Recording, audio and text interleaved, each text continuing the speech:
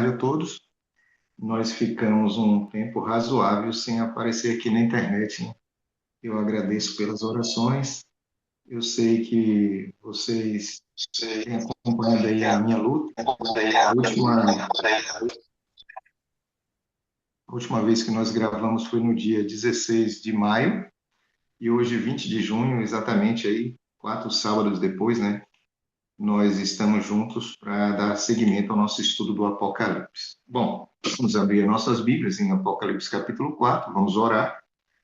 E eu pretendo passar aqui fazer umas considerações finais sobre o capítulo 2 e 3, e em seguida nós vamos entrar, se for possível ainda hoje, no... Coragem, abre o microfone, por favor. Ué, estava fechado desde o início? Não, só agora. Ah, tá, porque eu falei, não é possível, foi um tempão com o microfone desligado. Então tá, vamos orar. Bondoso Deus, obrigado pelas bênçãos, por esse reencontro. Obrigado porque o Senhor, na tua infinita bondade e misericórdia, trabalha justamente para que nós tenhamos paz, saúde e a oportunidade de estudar a tua palavra. Obrigado, Senhor, por essa oportunidade. Nos ajude, teu Santo Espírito fale aos nossos corações para que nós possamos entender aquilo que o Senhor deseja. A Bíblia é toda inspirada por ti e só é possível compreender aquilo que está escrito, especialmente em Daniel e Apocalipse, se o Espírito Santo falar aos nossos corações. Nós sabemos que esse é o desejo do céu. É por isso que, em humildade, nós oramos agora, suplicando a iluminação, em nome de Jesus. Amém. Muito bem. O, o que nós temos de conteúdo para hoje é justamente algumas considerações daquilo que nós já estudamos, afinal, como nós estamos aí alguns dias, né? Quase um pouco mais de um mês sem ver o conteúdo que nós estamos acompanhando, que é Daniel, o livro do Apocalipse. Então, a minha intenção agora é apresentar para vocês esses slides para que nós possamos entrar no conteúdo de Apocalipse, capítulo 4, ok? Então, eu vou postar agora aqui para vocês o que nós temos e nós vamos, digamos assim, bater um papo a respeito disso. Eu me preocupo porque é muito conteúdo e a intenção é justamente que haja um momento em que nós possamos conversar, uma espécie de simpósio, até porque eu tenho dito justamente isso, que nós temos e precisamos compreender isso, que o conteúdo é bíblico. E essa semana eu tive uma alegria, porque eu entrei em um grupo na minha cidade, uma pessoa me convidou, né, para entrar num grupo, e eu entrei nesse grupo, e quando eu entrei, alguém disse para mim assim, vamos dar, para todo o grupo, né, vamos dar boas-vindas, e falou o nome de uma pessoa. Quando eu vi aquele nome, eu falei, peraí, em Itamaraju eu tenho uma filha na fé com esse nome, mas é um nome comum. E aí eu fiquei quieto, não falei nada. Minutos depois, a anfitriã disse: ela é esposa e citou um nome. Aí eu falei: não, é muita coincidência. Aí eu perguntei: é fulana, minha filha na fé? E ela, na maior alegria, falou: sou eu, Coragem, sua filha na fé. Eu falei: nossa, que alegria, que bom que você está aqui. Eu, assim, não tenho tanto contato com todos os meus filhos na fé. E aí ela falou uma coisa que encheu meu coração de alegria, que eu vou falar para vocês. Ela falou assim: eu não esqueço de quando você ia à minha casa, o esposo dela é muito inteligente, e ele fazia muitas perguntas. E eu, como de costume, sempre dizia: eu não tenho opinião a respeito disso. Agora, eu posso, se você permitir, abrir a Bíblia, e a Bíblia vai responder as suas perguntas. Frequentavam uma igreja ungida, né, pentecostal, e nós tivemos ali a oportunidade de estudar, e hoje eles estão frequentando um pequeno grupo, e eu fiquei muito feliz porque vi que aquele casal de filhos, eles estão firmes, eles se mantêm estudando a Bíblia, e ainda disse que tem tentado fazer o mesmo, né? Quando tem a oportunidade de abrir a palavra para as outras pessoas, apresenta a Bíblia e tão somente a Bíblia. E, claro, eu fiquei muito feliz, porque, como eu disse, significa que essas pessoas entenderam o objetivo do estudo e, quando elas estão repassando esse estudo para as pessoas com as quais eles estão estudando, eles perceberam que a melhor forma de fazer isso é justamente como eu tenho tentado fazer aqui com vocês, justamente estudar a Bíblia e não dar a minha opinião a respeito daquilo que está escrito, ou seja, só a Bíblia mesmo e somente a Bíblia. Bom, abram a Bíblia de vocês em Apocalipse capítulo 4.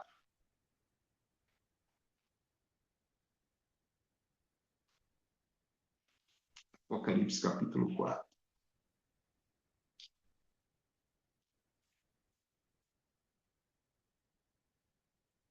Em Apocalipse capítulo 4, Adilson e os demais, nós vamos ver João falando sobre a visão do trono de Deus. Para nós entendermos essa visão, é necessário que nós façamos uma viagem pelo Velho Testamento. Por que é necessário fazer essa viagem pelo Velho Testamento? Porque João não foi a primeira pessoa a ter a visão do trono de Deus. Só que João, ele está numa condição que no estudo de hoje nós vamos entender semelhante a de Ezequiel, a de Daniel e a de Isaías. Quando eu abro Apocalipse capítulo 4, salta aos meus olhos a visão de Isaías capítulo 6, a visão de Ezequiel capítulo 1, a visão de Daniel capítulo 7, e há um texto no Velho Testamento em que o profeta chamado Micaías, ele comenta alguma coisa que tem muito a ver com aquilo que nós vamos ver agora, e que foi descrito pelo escritor do livro de Reis e chegou até os nossos dias. E isso é interessante. Ô, Lissandra, eu estou te passando o arquivo, o meu notebook travou e eu não estou conseguindo postar aqui. Então, eu vou te passar e você vai passando para mim, por favor, se você puder. Senão, não tem problema. Só são alguns slides que eu fiz, só um rascunho, e a ideia é justamente, com esse slide,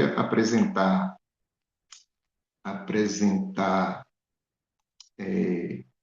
algumas coisinhas aqui para recapitular aquilo que nós já estudamos. Então, eu vou te passar aí, se você conseguir fazer, bem, ok? Então, deixa eu te passar esse conteúdo enquanto eu estou com a Bíblia aberta aqui. Aqui, pronto. Estou te mandando aí agora. Se você conseguir abrir, você dá um toque e nós vamos utilizá-lo. Se não, não tem problema. Nós vamos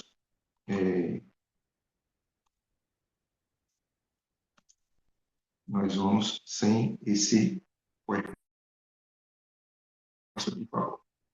Bom, então, o que acontece? Quando, voltando a falar de Apocalipse capítulo 4, quando você olha para essa visão, a visão que nosso profeta João tem a respeito do trono celestial, então é necessário que você volte um pouco, e eu vou convidá-lo a fazer isso, para Isaías capítulo 6. Abra sua Bíblia, Isaías capítulo 6. Hoje nós vamos se. Pronto, Lissandra conseguiu abrir. Eu não estava conseguindo, estava travando aqui o meu notebook.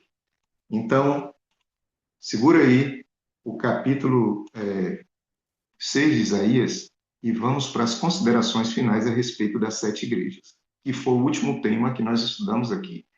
Naquela ocasião, no dia 16, eu falei para vocês, eu ainda tenho que falar sobre um detalhe das 7 igrejas, que são as promessas. E as 7 igrejas, que é Apocalipse capítulo 2 e 3, está vinculado com Apocalipse capítulo 4, que vai apresentar o trono celestial. E é por isso que eu vou recuperar algumas coisas para que nós possamos avançar para Apocalipse capítulo 4. Se eu não conseguir fazer hoje Apocalipse capítulo 4, ele está também muito conectado com Apocalipse capítulo 5, nós vamos continuar na semana que vem, tá bom? Por favor, Lissandra, pode avançar. Como vocês observam, como vocês observaram, As mensagens de Cristo para as 7 igrejas apresentam o Cristo exaltado, glorificado, que conhece a igreja, que apresenta para cada igreja dentro das suas limitações, das suas dificuldades. Vocês também vão observar que ele usa uma linguagem e imagens que são de fácil compreensão para os irmãos que viviam naquela época. Então, quando alguém da igreja de Éfeso recebeu o livro, que era o conteúdo das 7 cartas, então, como cartas apostólicas, como as cartas que Paulo escreveu, o próprio João depois também escreve e assim por diante, as pessoas estavam familiares, tinham contato fácil e entendiam aquilo que estava descrito por Jesus através do ministério de João, que o Espírito Santo, naturalmente, você sabe disso, inspirou para que ele assim escrevesse aquelas igrejas. É interessante que essas mensagens que foram escritas para as igrejas reais, literais, nós estudamos isso exaustivamente, também serve para o cristianismo. Então, alcançou as igrejas de todos os tempos, a partir do ano 31 até nossos dias. E, naturalmente, quando Jesus voltar, nós sabemos que o livro do Apocalipse ainda fala do novo céu e da nova terra. Vamos avançar? Essa mensagem para aquelas igrejas são mensagens que nós também, claro, pedindo a orientação do Espírito Santo, vamos extrair, como nós estamos fazendo no nosso estudo aqui do Apocalipse, mensagem para os nossos dias. Vocês observaram também que todas as mensagens elas têm uma formatação, um padrão.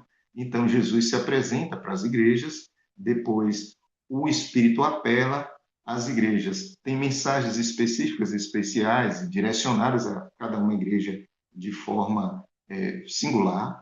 Nós vamos também observar que Jesus ele sabe exatamente o que passa em cada igreja. Então, você e eu, agora, podemos parar um pouco e pensar. Uma das coisas que encheu o coração de João de preocupação era justamente a situação da igreja. E nós estudamos é, vários textos das cartas de Paulo que descrevem também a situação complicadinha dessas igrejas que eram igrejas conhecidas e outras que não foram alcançadas ali, digamos assim, de forma para simbolizar algum período da igreja, mas que também são igrejas reais que existiam naqueles dias e que passavam por dificuldades também. Então, observe que em nenhum momento Jesus ele vai esquecer de algo. Ele sabe de tudo, ele tem um controle de todas as coisas. E é interessante que o Espírito sempre termina com o mesmo apelo. Olha, aquele que tem ouvidos ouça o que o Espírito diz às igrejas. Então, o Espírito Santo, ele fala as necessidades e as situações específicas de cada uma daquelas igrejas e alcança também a nossa realidade. E você pode, de repente, imaginar que louvado seja Deus por isso, mas você tem evitado a condição de laudicéia em sua vida. E aí, quando você lê a carta que Cristo manda à igreja de Éfeso ou outra igreja, você hoje pode estar passando por uma dificuldade e isso vai alcançar o seu coração também. Então, observe que eram mensagens direcionadas para uma ou outra igreja, nós vimos isso aqui, mas que alcança os nossos dias, a nossa realidade. Vamos avançar? Depois nós vamos para as promessas. E aqui é lindo demais. Porque assim, quando você para estudar, não é ler, é estudar, e você abre a primeira igreja, que é a igreja de Éfeso, você vai ver que só há uma promessa para essa igreja. Então, a primeira igreja recebeu uma promessa. Que promessa é essa?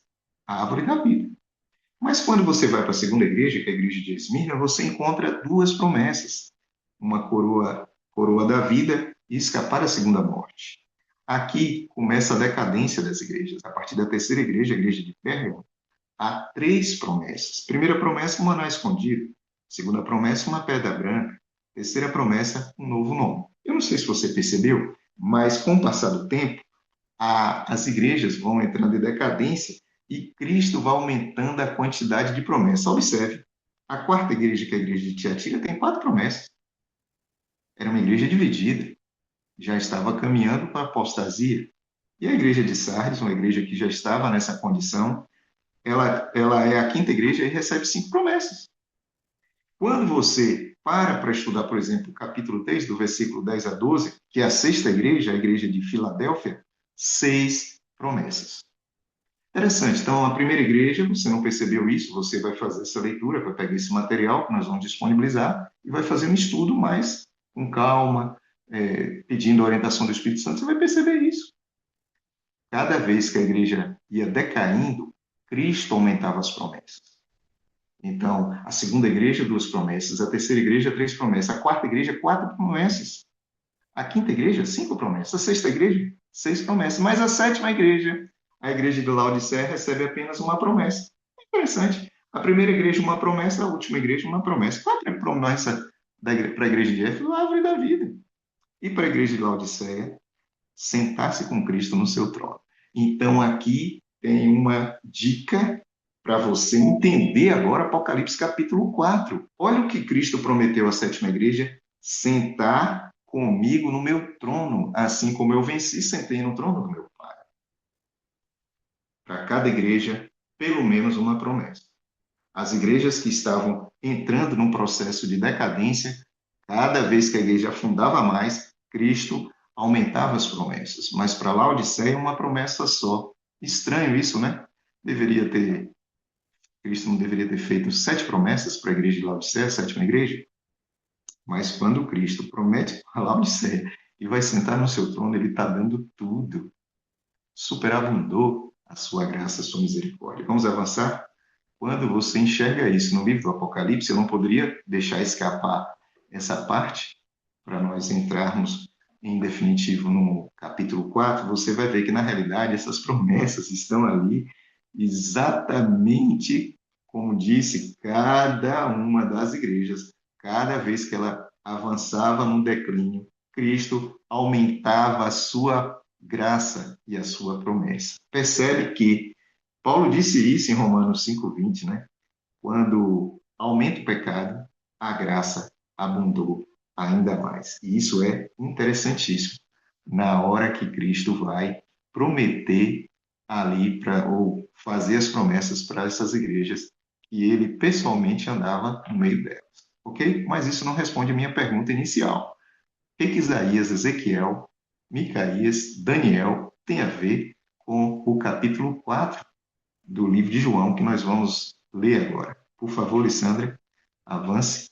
Aqui nós temos a visão do trono celestial. Então, nós terminamos as 7 cartas, nós terminamos o primeiro livro, digamos assim, que você vai enxergar no Apocalipse, está justamente no capítulo 1, é o Cristo glorificado dizendo a João: escreve no livro e envia 7 igrejas. Então, no momento que termina a última igreja, é prometido para essa igreja que ela vai ter, se os que são fiéis, vai sentar-se com Cristo no seu trono. Aí inicia o capítulo 4 do Apocalipse. E aí sim, eu faço a leitura da seguinte forma. Deixo o dedinho lá em Isaías, na minha Bíblia diz assim, ó: depois destas as coisas que João já falou para a gente. Olhei e eis que somente uma porta, e eis que havia uma porta aberta no céu, como também a primeira voz que eu ouvi, como de trombeta, ao falar comigo, e essa voz dizia, né: sobe para aqui e te mostrarei o que deve acontecer depois destas coisas. Perceba um detalhe interessante, e aqui vocês vão perceber agora, assim como eu percebi, alguns pontos que nós vamos aprender na visão do capítulo 4, é justamente uma porta aberta no céu. Que porta é essa? Deve ser a nossa pergunta, né? Que porta é essa, Senhor? E o Senhor abriu e essa porta estava aberta e João estava ali preocupado com as igrejas, que ele era pastor, as 7 igrejas, né? E de repente ele falou: João, olha para cima, olha para o alto, vem para cá, a porta está aberta, entre. Bom, quando João olha, essa porta está aberta, ele vê um trono. Nesse trono, ele vê a aparência de pedras, e aí ele cita 3, né? Pedras: jaspe, sardônico e esmeralda, um arco-íris em volta de um trono. Então, tem trono, percebe? Ele vê 24 anciãos. Quem são esses anciãos, hein? Será que a Bíblia vai falar alguma coisa a respeito disso? Será que o Apocalipse esclarece quem são esses anciãos? Será que são anjos? Será que são anjos? A Bíblia vai responder para a gente. Ele enxerga 7 lâmpadas. O que são essas 7 lâmpadas? O Apocalipse vai responder para a gente, e o livro de Isaías também. Ele vê 4 seres viventes e ele vê um ser que ele chama de Todo-Poderoso. É interessante porque, nesse momento, você e eu precisamos entrar na mente de João, vamos dizer assim. Eu não sei se você conseguiu, eu não sei se nessas aulas aí, nesses 10 vídeos, não sei quantos nós já temos, Lissandra tem postado todos na internet, mas eu não consigo imaginar o que você está imaginando. Mas eu posso lhe dar algumas dicas. Por exemplo, eu não sei se você percebeu que João tinha preocupações. E as preocupações de João eram justamente com relação à igreja. Então, João, ele tinha uma preocupação específica com Éfeso, outra com Esmirna e assim por diante. As igrejas, elas tinham situações que eram diferentes e eram situações que eram específicas para cada realidade. E nesse momento, isso estava tudo na mente de João. E agora nós vamos entrar justamente nas visões que estão no Antigo Testamento para que nós entendamos o Apocalipse capítulo 4. Lissandra vai passar agora e para facilitar a leitura, eu já deixei aí nesse material o conteúdo dessas visões. E a primeira que nós vamos trazer aqui agora para o nosso bate-papo é justamente Isaías capítulo 6. E eu leio assim do versículo 1 ao 5. No ano em que morreu o rei Uzias. Olha só, é esse detalhe que você tem que pegar na hora que você lê a Bíblia. O que preocupava Isaías nesse momento aqui? Ele sabia que o rei Uzias era um bom rei. E quando Uzias morre, ele fica preocupado porque o trono vai passar, ou digamos assim, ele vai receber um novo rei. Será que esse rei ele vai fazer a vontade de Deus? Será que Isaías tinha essa preocupação? Gente, Uzias era um bom rei. Uzias procurou fazer a vontade de Deus. E no ano em que morreu Uzias, diz Isaías, eu vi também ao Senhor assentado sobre um alto e sublime trono, e a cauda do seu manto enchia o templo. Serafins estavam por cima dele, cada um tinha 6 asas. Essa é a descrição dos serafins na Bíblia. Com duas eles cobriam o rosto, com duas cobriam os pés e com duas voavam. E eles clamavam uns aos outros: Santo, Santo, Santo é o Senhor dos Exércitos. Toda a terra está cheia da sua glória.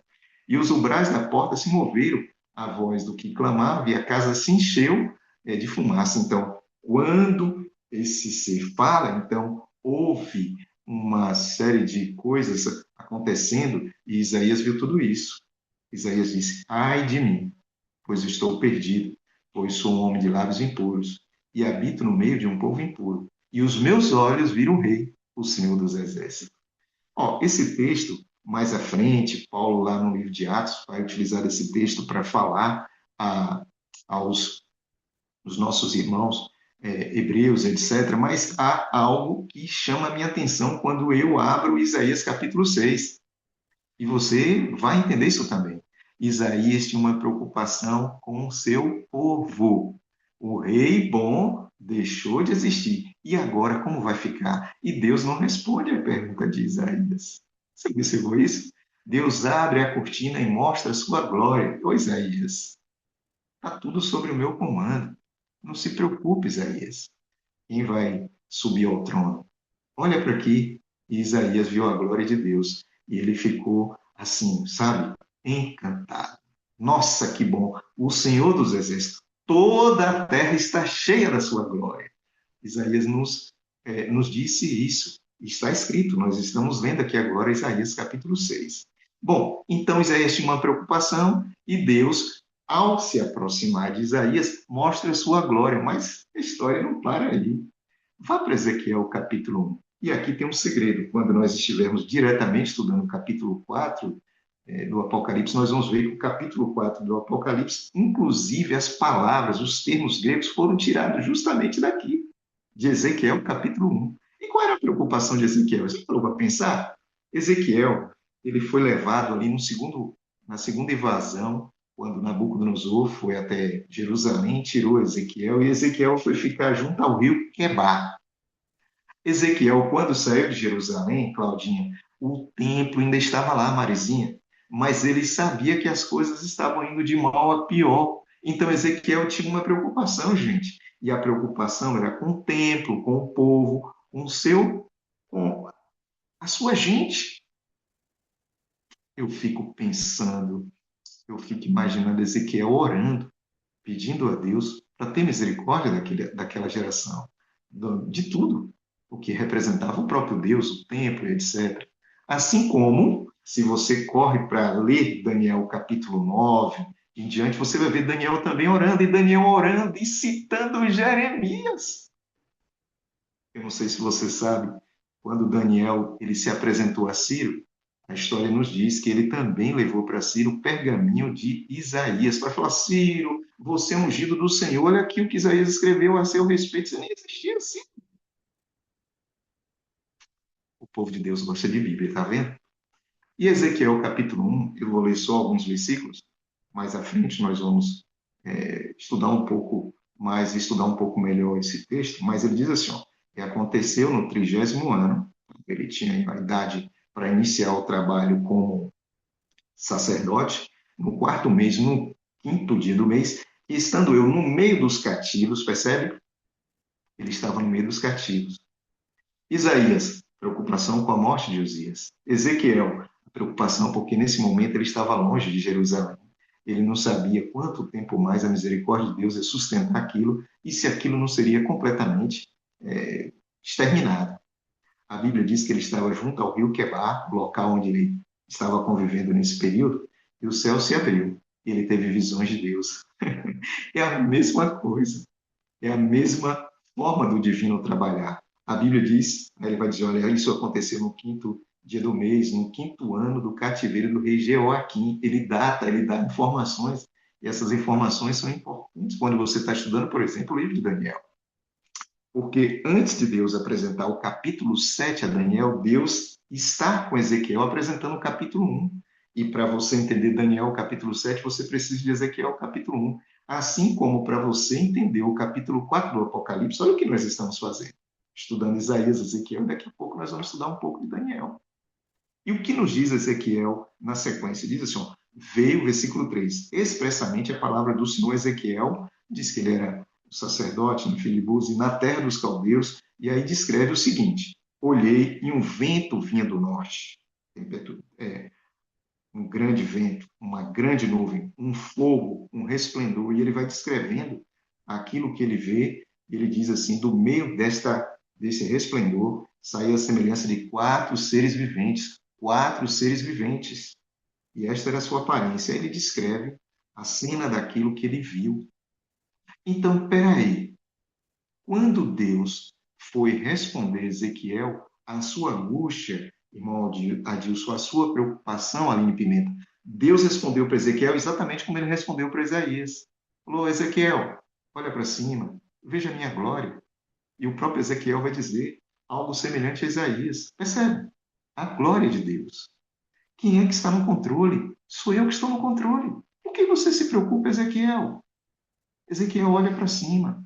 Ô, Isaías, essa preocupação sua, Isaías, olha aqui quem está sentado no trono. O verdadeiro trono sou eu. Então Isaías diz: olha, eu vi o Senhor dos exércitos. Uma visão semelhante, Ezequiel tem. Uma preocupação com o povo. Ezequiel se preocupava com seu povo, com o templo e uma série de coisas, e Deus apresenta algo maior. Vamos avançar? Agora você vai ver aí na tela Daniel capítulo 7. E Daniel capítulo 7, Daniel é meu profeta, né? A Bíblia descreve a visão que Daniel teve ali das bestas que saem do mar, uma contrafação de Ezequiel capítulo 1, mas isso eu explico com mais detalhes quando no material que nós temos de Daniel, inclusive o material que você também pode acessar, que nós gravamos todo sábado pela manhã com os irmãos da África, de Portugal, da Inglaterra e de outros países aqui da Europa e de pessoas também que participam do Brasil. Mas observe agora, Daniel capítulo 7 diz assim, versículo 8. E eu, como sempre, só fiz a separação de alguns textos justamente para que nós entendamos melhor aquilo que nós vamos ler agora no Apocalipse. Porque eu não sei, Espírito Santo, e só o Senhor para ajudar nesse sentido, porque eu não sou capaz disso. Eu sou humano, mas essas pessoas que estão assistindo o vídeo aqui ao vivo em outro momento, Espírito, elas precisam entender que o Apocalipse traz um conteúdo que está inspirado pelo Senhor e que foi escrito também no Velho Testamento.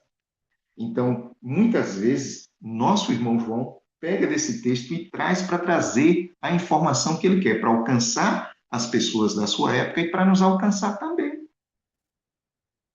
Daniel diz assim, coragem, eu estava a considerar os chifres, e eis que entre eles subia um chifre pequeno. Qual era a preocupação de Daniel aqui? Um tal de chifre pequeno. Isaías, a morte de Uzias. Ezequiel, o povo, que ele não sabia qual era a situação que se encontrava e ele estava junto com os cativos. E Daniel, ele diz para mim, a minha preocupação nesse momento era um tal de um chifre pequeno que subiu. Três chifres que estavam ali caíram. E esse chifre tinha olhos de homem e uma boca que falava blasfêmias. Olha a coragem, isso me incomodou. É mesmo profeta. E o senhor escreveu o que mais? Ele disse: eu continuei olhando. Presta atenção, gente. Até que foram postos uns tronos. E um ancião se assentou, um ancião de dias. A sua veste era branca como a neve, o cabelo da sua cabeça pura lã. Seu trono era como chamas de fogo. E à sua volta tinha rodas de fogo ardente. Compare as três visões. Você vai ver que belo que é. Ele diz no versículo 10: um rio de fogo manava e saía diante dele, do ancião de dias, tá? Milhares de milhares o serviam, milhões de milhões assistiam diante dele. Ele se assentou, ou assentou-se juízo, e abriram-se os livros. Que coisa! Então estive olhando por causa das palavras que o chifre proferia. Estive olhando até que o animal foi morto, o seu corpo foi desfeito. Isso tudo nós explicamos lá em Daniel e foi entregue para ser queimado. Enquanto aos outros animais, disse Daniel, foi tirado o domínio, todavia foi prolongada a vida até certo espaço de tempo. Eu estava olhando nas minhas visões da noite, e eis que vinha sobre as nuvens dos céus um, como filho do homem, ele se dirigiu ao ancião de dias e o fizeram chegar até ele. E Daniel finaliza aqui a visão que ele teve, essa específica sobre o trono de Deus, dizendo: e foi-lhe dado domínio ao filho do homem, foi dado ao filho do homem domínio, a honra, o reino, para que todos os povos, nações e línguas o servissem. O seu domínio é o domínio eterno, que não passará, e o seu reino é tal que não será destruído. Pegue a visão. Qual era a preocupação de Daniel? O chifre pequeno. E o que esse chifre pequeno estava fazendo? Durante um tempo, dois tempos e metade de um tempo, ele conseguiu eliminar ou afastar a influência de três outros chifres, manteve o seu, digamos assim, poder territorial, avançou de forma horizontal sobre a face da Terra e de forma vertical tentou ou agrediu com palavras, mudou os tempos e a lei. Você conhece tudo isso, você já estudou, Daniel, comigo ou com diversos outros professores melhores aí na internet, com seu pastor distrital, que conhece muito, muito mesmo. Você deve, sempre que possível, pedir informações ao seu pastor. Esse chifre pequeno causou uma preocupação especial a Daniel. Mas quando Daniel é convidado, no momento que ele está preocupado, é convidado ele a olhar para cima. Deus responde a Daniel mostrando sua glória. Então Deus agiu com Isaías, com Ezequiel e com Daniel, basicamente da mesma forma. Por que você acha que Deus vai agir diferente com você? No momento que você passa por um outro momento de angústia, de aflição. E eu até contei para vocês que recentemente, nesse período aí, desses últimos anos, né, pelo menos um ano, eu tive uma crise muito forte, e isso tem a ver com o estudo de hoje, e eu fiquei em casa, eu não podia virar para a esquerda nem para a direita, eu ficava deitado em uma posição só, até então eu não sabia o que eu tinha, e no terceiro dia de muita dor, depois de ter tomado muita medicação, nada passado, eu recebi a visita do meu pastor local, e ele chegou aqui e ele falou: Coragem, eu vim orar por você. Eu falei: pastor, que bom que o senhor está aqui. Muito mal eu estava, né? E aí ele falou: eu vim orar para que Deus te liberte dessa dor. Eu falei: ô pastor, eu chorando, eu falei: ô pastor, não ora assim não. Eu prefiro que Deus me mantenha com essa dor, mas que eu consiga ouvir a sua voz. Ele: como assim, Coragem? Eu falei: pastor, todo sábado eu estou na internet explicando e estudando com meus irmãos Daniel e Apocalipse. Olha, pastor, Daniel passou por dificuldade. E na dificuldade Deus falou com Daniel. Eu não sou Daniel, pastor. Eu não sou nada. Mas eu tenho estudado isso. Eu sei como Deus, na misericórdia dele, fala aos nossos corações. João também, pastor. Ezequiel também. Jeremias também. Os profetas de Deus também. Eu não sou profeta. Eu só sou um leigo que gosta de estudar a palavra de Deus. Mas eu já entendi pela Bíblia que certamente esta dor, a causa foi da minha parte, alguma coisa eu fiz para isso acontecer, mas é um momento de tanta sensibilidade e, na misericórdia de Deus, ele pode, certamente, estar tentando falar comigo, só que eu, concentrado em minha dor, não estou enxergando aquilo que Deus deseja. O pastor baixou a cabeça, eu chorei bastante, ele também chorou. Ele orou a Deus pedindo para que Deus abrisse o meu discernimento, porque eu já estava, como eu disse, no terceiro dia com muita dor e ainda tive mais 1 ou 2 dias com uma dor um pouco menos intensa. E depois eu liguei para ele agradecendo, falei, pastor, já estou melhor. E ele esteve aqui, nós conversamos sobre outros pontos e Deus, na infinita bondade e misericórdia dele, me preparou para aquilo que mais à frente, em algum momento, eu vou testemunhar, vocês vão ficar sabendo.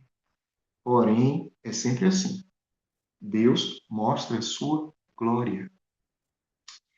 Primeiro Reis, primeiro livro de Reis, no capítulo 22, versículo 19, tem um episódio interessante que envolve o profeta Micaías.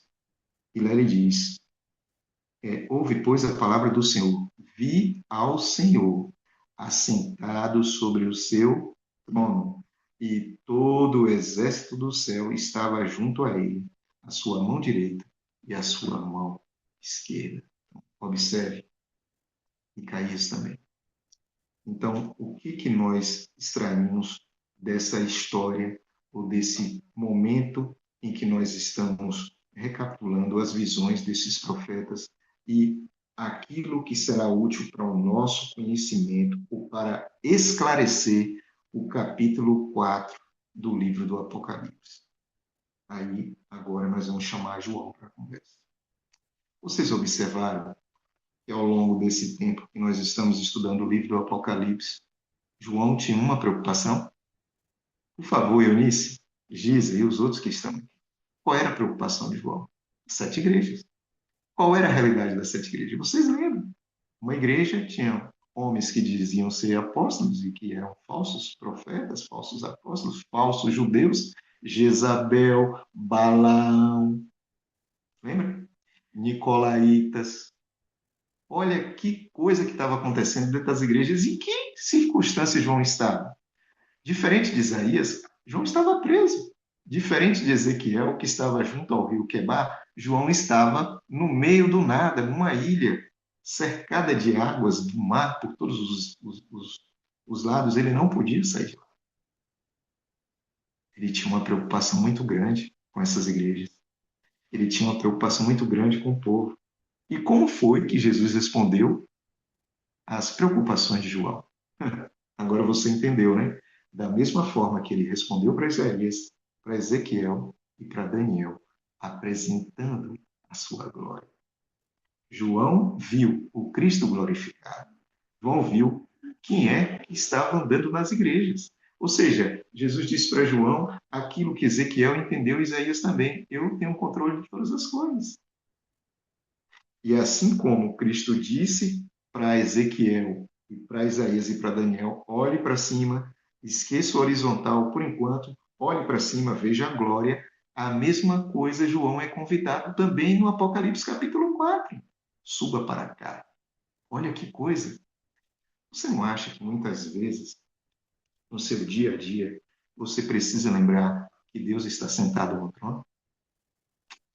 Às vezes você olha para a situação política, administrativa do país, você olha para dentro da empresa que você trabalha, ou até mesmo na sua casa, você fala assim, meu Deus, será que meu filho não vai voltar para a igreja? Será que não há nenhum problema em você se preocupar com isso, percebe? Mas não seria o momento de começar a levantar um pouco a cabeça e olhar acima dos montes? Lembrar que o seu socorro vem do Senhor, que fez os céus e a terra? E entender que seu filho, ele ama muito mais que você.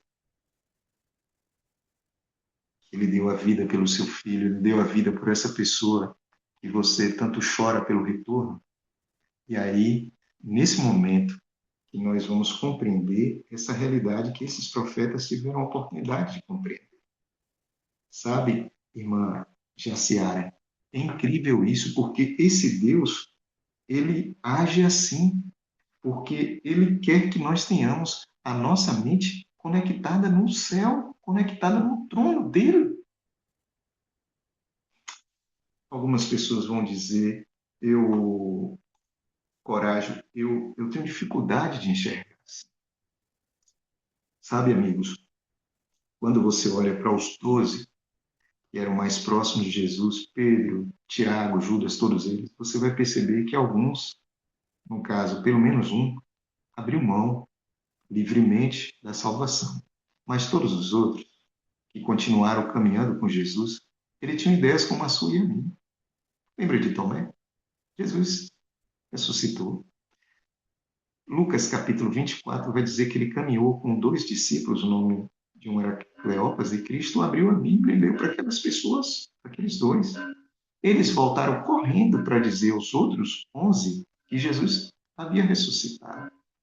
E depois dessa notícia maravilhosa, Tomé, Jesus apareceu ali. Aquelas pessoas, Tomé não estava, mas quando foi dito para ele que Jesus havia ressuscitado, Tomé falou, eu não acredito não. Se eu não tocar, se eu não colocar minhas mãos nas cicatrizes em sua mão, e se eu não tiver contato, eu não vou acreditar não. Percebe? Sabe onde está Tomé hoje? Descansando, aguardando a segunda vinda de Cristo. Ele vai ressuscitar, segundo a Bíblia. Nós entendemos assim na primeira ressurreição. Não existe caso perdido para Deus.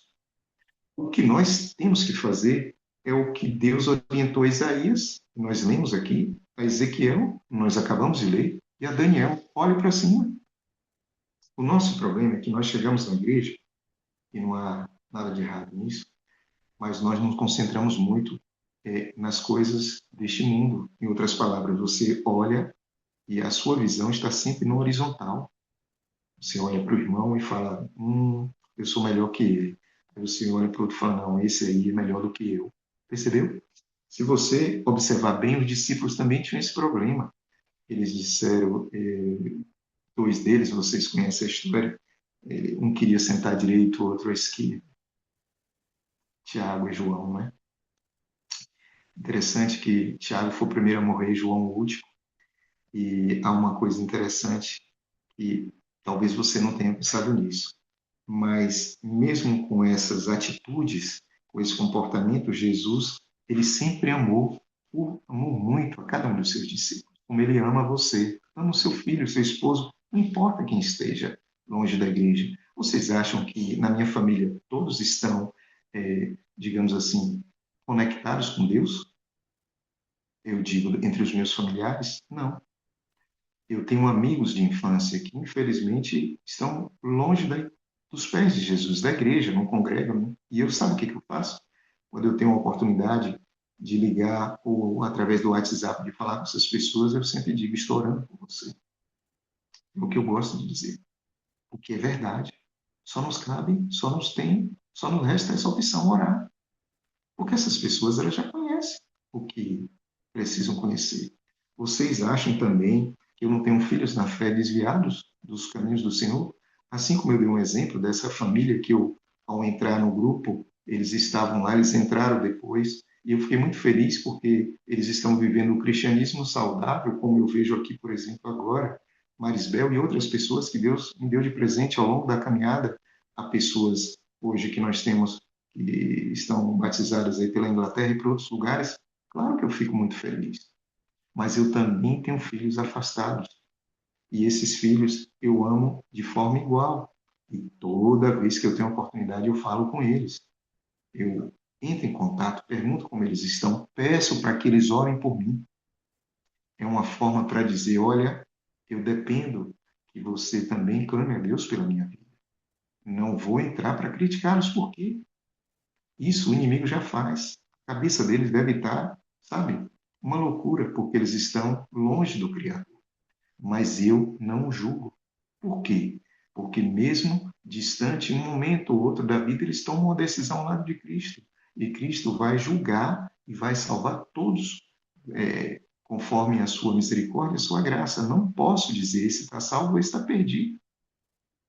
Por que nós temos esse costume, como os discípulos, de fazer determinado julgamento? Lembra os discípulos? Olharam para um homem cego de nascença e disseram: quem pecou? Ele ou os pais dele? O homem era cego de nascença. Nem fazia lógica pensar isso. Como é que ele ia pecar no útero da mãe, sem um discernimento? Mas esses homens que estavam andando com Cristo pensavam assim. Por que então que você não tem esperança com seu marido, com seu filho, com seu tio, com sua mãe, com seu primo? A mensagem de hoje, a mensagem inicial do Apocalipse capítulo 4, é uma mensagem que está vinculada com Isaías, Ezequiel e Daniel. Cristo, Deus, está sentado no trono. E se ele está sentado no trono, nós aqui, que estamos neste mundo, vivendo esses últimos dias, precisamos elevar os nossos olhos para o lugar santíssimo e entender que o Cristo que está lá é o mesmo que esteve na cruz, que morreu por mim e por você. E ele ama muito mais aqueles que nós amamos. Ele ama e ele deu a vida por cada uma dessas pessoas e por nós também. Agora, voltemos para Apocalipse capítulo 4 e eu vou ler mais alguns versículos. Hoje, essa é a introdução que eu precisava passar para vocês a respeito deste conteúdo. Naturalmente, a expectativa é que todos, durante a semana, abram suas Bíblias e estude o mais profundo que você puder o conteúdo deste material. E aqui, volto a repetir, Cristo apresenta a João, ou lhe se revela a João, essa é a melhor palavra, exatamente como fez com os profetas do Velho Testamento. Na sequência, nós temos o versículo 2 e diz assim: E logo foi arrebatado em espírito, e eis um trono estava posto no céu, e um assentado sobre o trono. Então, observe. Gente, isso não é coincidência. Lembra o que nós lemos em Isaías? Lembra o que nós lemos em Ezequiel? E também em Daniel? Trono. Então, nesse momento, isso é algo que vai chamar a atenção de João. Um trono. E alguém está assentado nesse trono. E a sua aparência, João vai descrever aqui a partir do versículo 3. E nesse momento, João ele tem uma resposta às suas indagações e às suas preocupações. João, eu estou sentado no trono. Ezequiel, sabe a sua preocupação com aqueles que ficaram em Jerusalém, com o próprio templo e com todas aquelas famílias que lá estavam, os sacerdotes e todos os outros que lá estavam. Olha aqui, Ezequiel, como tudo está sob o meu controle. Daniel, eu sei que você está preocupado com o chifre pequeno. Ele ataca de forma horizontal e ele também tem a ousadia de fazer um ataque vertical. Mas levante a sua cabeça. Há um tribunal, percebe? Tem tronos. E esse tribunal, ele vai julgar todas as coisas. Olha o Filho do Homem chegando. Ele vem sobre as nuvens dos céus. Mas ele não vem para a terra. Ele vai para encontrar Deus exatamente aqui a partir de Apocalipse capítulo 4, capítulo 5, no santuário celestial. Claro que nós temos aqui a cena de inauguração, e é isso que eu falarei na próxima semana para vocês. Nós vamos iniciar a partir daqui, com esse esqueleto aí do antepenúltimo slide, que é a visão do trono celestial. O trono celestial é a resposta para as preocupações de João quando ele olha para a realidade das igrejas. E, claro, assim como acontece com Daniel, vocês vão recordar que a preocupação inicial de Daniel era justamente com o povo que estava em Jerusalém e também com os 70 anos que estavam ali no finalzinho dos 70 anos. Mas Cristo sabia que Daniel tinha uma preocupação específica com o seu povo, os hebreus, mas tinha uma mensagem que precisava alcançar a nossa era. E essa mensagem é passada por profeta Daniel, das 2.300 tardes e manhãs, de um tempo, dois tempos e metade de um tempo, e assim por diante. E quando Daniel ele se enche dessa misericórdia, ele se enche desse conhecimento, ele começa também no capítulo 12 a indagar sobre outras coisas, e é dito para ele: Daniel, agora você vai descansar, mas não se preocupe. Nos dias finais, ou seja, na volta de Jesus, você vai servir do pó da terra para receber o seu galardão. Não importa as circunstâncias do que está acontecendo hoje, etc. Deus está sentado no trono. Por isso, e quando antes eu não tinha essa concepção, mas hoje, quando eu vejo uma ou outra situação que foge do nosso controle, e nós percebemos que não somos capazes, porque o ser humano sempre de uma ou de outra forma ele quer controlar as coisas. Você quer controlar seu filho, quer controlar seu esposo, quer controlar o pastor. Todos nós temos, sabe? Deus compreende muito bem. Não lembra que Pedro queria controlar Jesus? Ah, você não consegue enxergar isso? Jesus falou assim: vocês quem dizem que eu sou? E Pedro saltou lá e falou: o Senhor é o Cristo, o Filho do Deus vivo. Ele, bem-aventurado é você, Pedro. Alguns minutos depois, nós não sabemos quanto tempo, Jesus disse: olha, importa que eu seja entregue aos sacerdotes? E ele falou: Pedro, não, Senhor, deixa isso acontecer. Pedro, você quer controlar? Que isso, Pedro? E aí Jesus falou: a parte de mim, Satanás, né? É assim que funciona. Nós sempre queremos controlar as coisas, porque nós esquecemos, infelizmente, que é Deus que está no controle. Que Deus abençoe muito sua vida. E que você perceba claramente que o livro do Apocalipse, ele fala para mim, falou para aquela geração e fala para todas as gerações de todos os tempos. E a mensagem de Deus para você que anda preocupadinho, preocupadinha, é a mesma de para Isaías, para Ezequiel, para Daniel e para João. Olhe para cima. Quem está sentado no trono é o nosso Senhor e Salvador, Jesus Cristo, porque ele é entronizado a partir do capítulo 4. No capítulo 5, nós vamos perceber isso claramente. Ele está sentado no trono, ele é o nosso sumo sacerdote, está trabalhando no lugar santíssimo, trabalhando para a salvação minha, sua, de nossos familiares, incluindo, claro, aqueles que você muitas vezes pensa ser um caso perdido. Não há casos perdidos para Deus, exceto se a pessoa, utilizando do seu próprio livre-arbítrio, se colocar distante do Espírito Santo, não querendo ceder, digamos assim, aos apelos que o Espírito faz. Mas isso não sou eu, nem é você que temos, digamos assim, essa prerrogativa de julgar. O próprio Jesus disse, naquela circunstância que ele estava: eu a ninguém julgo. Lembra? Nós não fomos chamados para sermos advogados de Jesus. Não fomos chamados para sermos promotores, tampouco juízes. A minha Bíblia descreve no livro de Isaías que nós somos testemunhas de Jesus. Deus abençoe sua vida e você, durante esta semana, possa abrir o livro do Apocalipse, o capítulo 4, com a ajuda de Isaías capítulo 6, Ezequiel capítulo 1 e Daniel capítulo 7, e compreender a beleza daquilo que nós estudaremos de forma mais detalhada no próximo sábado. Que Deus abençoe você. Se há alguma pergunta, algum comentário, pode ficar à vontade, esse é o momento. Se não, daqui a pouco nós faremos uma oração para encerrar essa live, até porque nós vamos entrar em outra live já já para estudar o livro de Daniel. Perguntas?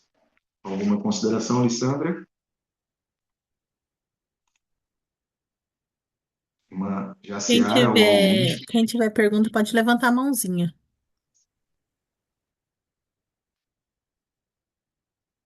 Olha, muitas perguntas, em um de cada vez, por favor. Eu penso que não temos, né? O conteúdo foi tranquilo, Sandra. Então vamos orar, né? Bom, deixa eu observar aqui. Você que tem alguma pergunta? Não, não tem. Oremos então. Bondoso Deus, obrigado, Senhor, pela oportunidade que o Senhor nos concedeu, nos concede, certamente continuará nos concedendo de estudar a tua palavra.